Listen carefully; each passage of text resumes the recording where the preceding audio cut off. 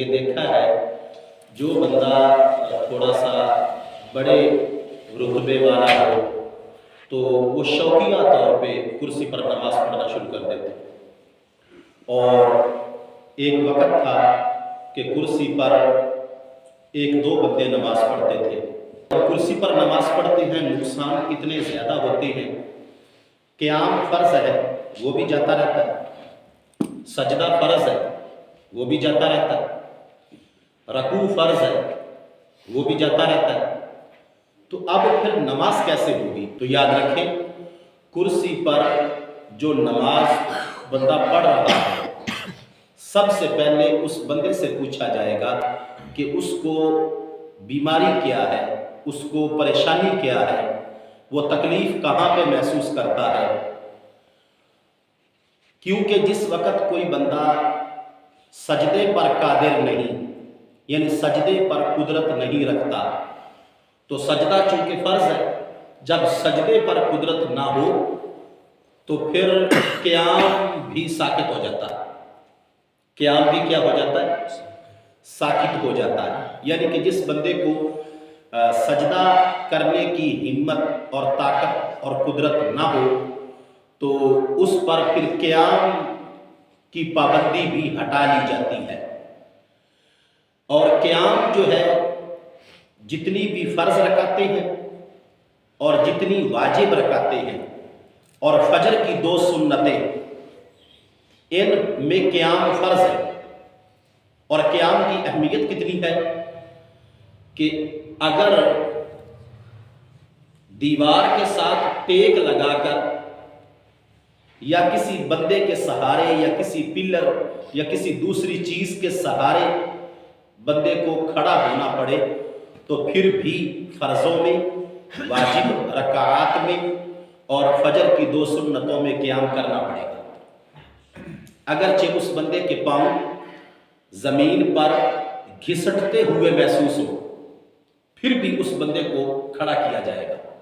قیام کی اتنی اہمیت ہے اور قیام نماز کے اندر اتنا زیادہ ضروری ہے۔ اب آگے آپ خود حساب لگا لیں کہ کیا ہر بندہ کرسی پر نماز پڑھ سکتا ہے؟ میرے پاؤں پہ تھوڑی بہت چوٹ آ گئی تو کیا کرسی پر نماز پڑھنا شروع کر دیں؟ یا تھوڑا سا پیٹ بڑھ گیا تو جسم کو فولڈ کرنے میں، رکوع کی صورت میں اور سجدے کی صورت میں تھوڑی سی دشواری ہوتی ہے یا تھوڑی سی تکلیف ہوتی ہے، یا جو کمر ہے اس میں ہلکی پھلکی کچھ تھوڑی بہت درد ہے جس کی وجہ سے رکوع کرنا چھوڑ دیا اور سجدہ کرنا چھوڑ دیا۔ اور یہ مسئلہ دختران اسلام کا بھی ہے، یہ مسئلہ صرف مردوں کے ساتھ تعلق نہیں رکھتا، خواتین کے ساتھ بھی تعلق رکھتا ہے۔ یاد رکھیں، میں یہاں پہ وہ 4 باتیں بیان کرتا ہوں۔ جو سجدے پر قدرت نہیں رکھتا اس پر قیام بھی ساکت ہے، اس پر قیام بھی ساکت ہے، یعنی کہ وہ بندہ پھر بیٹھ کر نماز پڑھ سکتا ہے۔ اور جو سجدے پر قدرت رکھتا ہے، یعنی سجدہ کر سکتا ہے لیکن کھڑے ہونے میں مشکل محسوس کرتا ہے، تو اس کے لیے یہ ہے کہ جتنا کھڑا ہو سکتا ہے اتنی دیر کھڑا رہے اور پھر بعد میں بیٹھ جائے، آتے ہی نہ بیٹھے۔ 1 منٹ کھڑا ہو سکتا ہے، اگر 1 منٹ بھی کھڑا نہیں ہو سکتا بلکہ صرف تکبیر تحریمہ کہنے تک وہ بندہ کھڑا ہو سکتا ہے، تو پھر بھی اس کو یہ نہیں کہا جائے گا کہ وہ آتے ہی کرسی پر بیٹھ جائے، بلکہ اس کو یہ مسئلہ سمجھایا جائے گا کہ تکبیر تحریمہ وہ کھڑا ہو کر کہے، اس کے بعد جتنی دیر وہ قیام کر سکتا ہے اتنی دیر قیام کرے، اور جب اس کو محسوس ہو کہ اب مزید گنجائش قیام کرنے کی باقی نہیں ہے تو پھر وہ بیٹھ کر نماز پڑھ لے۔ اب یہاں پر جو بیٹھ کر نماز پڑھنا ہے اس کے لیے بہترین طریقہ زمین پر بیٹھ کر نماز پڑھنا ہے، نہ کہ کرسی پر۔ زمین پر بیٹھ کر وہ نماز پڑھے۔ پہلی بات تو یہ ہے کہ جو سجدے پر قدرت نہیں رکھتا، کسی بھی صورت میں سجدہ نہیں کر سکتا، اس پر جو قیام ہے اس کی پابندی ختم ہے کہ وہ بندہ بیٹھ کر نماز پڑھے۔ جو سجدہ کر سکتا ہے لیکن کھڑا نہیں ہو سکتا، تو اس کو چاہیے کہ اتنی دیر تک ضرور قیام کرے جتنی دیر تک وہ کر سکتا، چاہے وہ تکبیر تحریمہ کی مقدار میں ہی کھڑا ہو سکتا ہے، چاہے وہ کسی دیوار کا سہارا لے کر کھڑا ہو سکتا ہے، تو اس کو ہر حال میں جتنا آسانی سے ہو سکے قیام کرنا چاہیے۔ اور تیسری صورتحال یہ ہے کہ بیٹھ کر نماز جو پڑھنی ہے وہ زمین پر بیٹھ کر پڑھے، نہ کہ کرسی پر بیٹھ کر پڑھے۔ لیکن اگر زمین پر بیٹھنے میں بھی دشواری ہے اور تکلیف ہوتی ہے اور زمین پر آسانی سے نہیں بیٹھ سکتا، اس کو کہتے ہیں اشارے کی نماز، اور اشارے سے رکوع کرنا اور اشارے سے یعنی ہاتھوں کے اشارے سے اور اپنے جسم کے اشارے سے رکوع میں تھوڑا مقدار میں جھکنا اور سجدے میں تھوڑا سا رکوع کی نسبت زیادہ مقدار میں جھکنا، اس کو اشارے کی نماز کہتے ہیں۔ تو اگر کھڑا نہ ہو سکے، سجدہ نہ کر سکے، تو پھر بہترین طریقہ یہ ہے کہ زمین پر بیٹھ کر نماز پڑھے،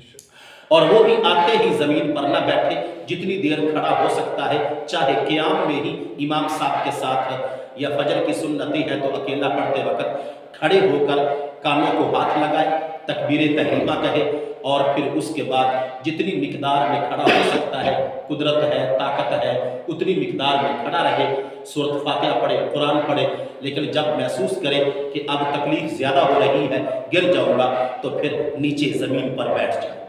یہ بہترین طریقہ ہے۔ آگے اگر زمین پر بھی نہیں بیٹھ سکتا،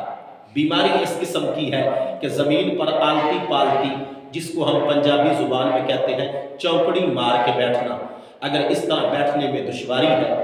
یا تشہد کی شکل میں جو بیٹھا جاتا ہے اگر اس طرح بھی نہیں بیٹھ سکتا، تو اب جا کے اس کو اجازت ہے کہ وہ کرسی پر نماز پڑھے۔ اب دیکھیں، پہلی پابندی، دوسری پابندی، تیسری پابندی، چوتھی پابندی، اور پانچویں نمبر پہ جا کے یہ حکم آیا کہ اب وہ کرسی پر نماز پڑھ سکتا ہے۔ اور ہمارے دوست احباب اور نمازی حضرات وہ کیا کرتے ہیں، تھوڑا سا انگوٹھے کو چوٹ آ گئی، تھوڑا سا پاؤں کو بوچھ آ گئی، تھوڑا سا کمر میں مسئلہ بنا، تو وہ بڑے ہی تکلف کے ساتھ اور بڑے سکون کے ساتھ قیام بھی چھوڑ دیتے ہیں، رکوع بھی چھوڑ دیتے ہیں، سجدہ بھی چھوڑ دیتے ہیں، اور یہ جو زمین پہ اپنی پیشانی کو ٹکانا ہے، یہ سجدہ حقیقی ہے۔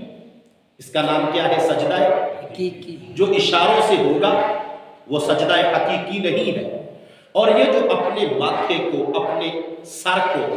اللہ کے سامنے اللہ کے بتائے ہوئے طریقے کے مطابق، آقا کریم صلی اللہ علیہ وآلہ وسلم کی سنت کے مطابق اپنے ماتھے کو زمین پہ ٹکانا ہے، یہ کوئی چھوٹی موٹی بات نہیں۔ کائنات عالم میں جتنی عبادتیں ہیں ان ساری عبادتوں میں سے یہ بہترین عبادت ہے۔